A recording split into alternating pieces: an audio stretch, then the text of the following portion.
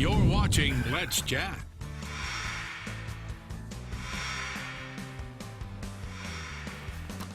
You know, since the whole COVID pandemic broke out, it has really wreaked havoc on the educational system, not just for postgraduate people or high school students or what have you, but especially on the younger set. How do you keep them thoroughly and, as I said earlier, authentically engaged and wanting to learn? Believe it or not, it may be a little easier than what you first thought. Kathleen is joining us now, and Kathleen is the education coordinator for the Lafayette Walker County Public Library.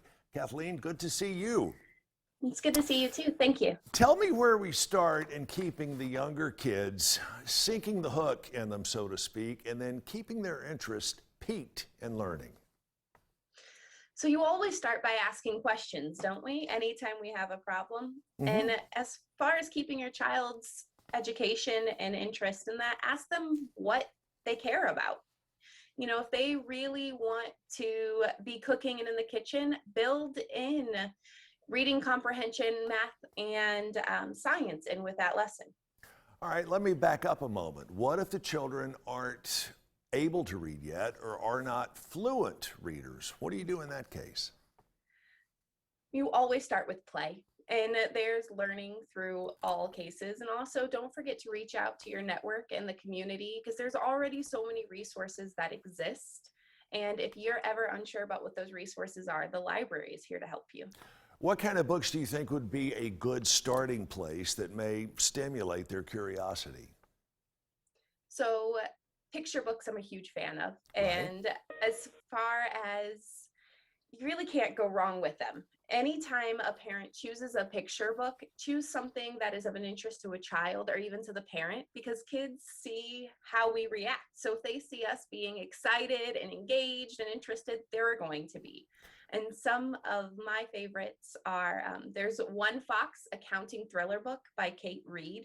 It's a really great twist of accounting book that has a little bit of a suspense theme, and it'll allow the reader and the child to interact and discuss what might happen or what they think they're seeing.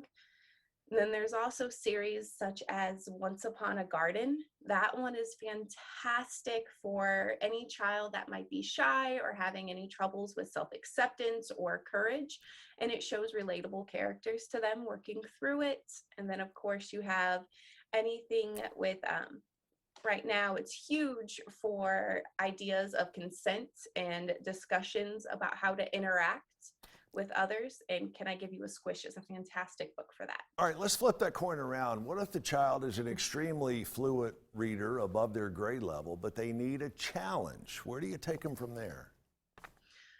So if they're a fluent reader above their grade level, the one thing to always remember is that they got that way by reading what they like. So again, go with what they like, but there's always wonderful books such as Zoe and Sassafras and Frankie Sparks, where those are going to be chapter books, but they still have a concept of STEAM and mathematics and science built in. So they're reading a fiction book, but they're still learning underneath it all. And I think underneath it all of us, children or not, continue to learn as we continue to read throughout all stages of life. Kathleen, thank you so much for joining us. If you want more information, here's how you can get in touch with Kathleen and the folks at the library. It's easy to find. You can call them for one thing. There's the phone number on your screen. You can also check them out. Various links on Facebook. Great, great libraries all throughout the North Georgia area. Make sure you and your children get involved, all right? We got to run. We'll see you back here tomorrow morning starting at 10 for Let's Chat.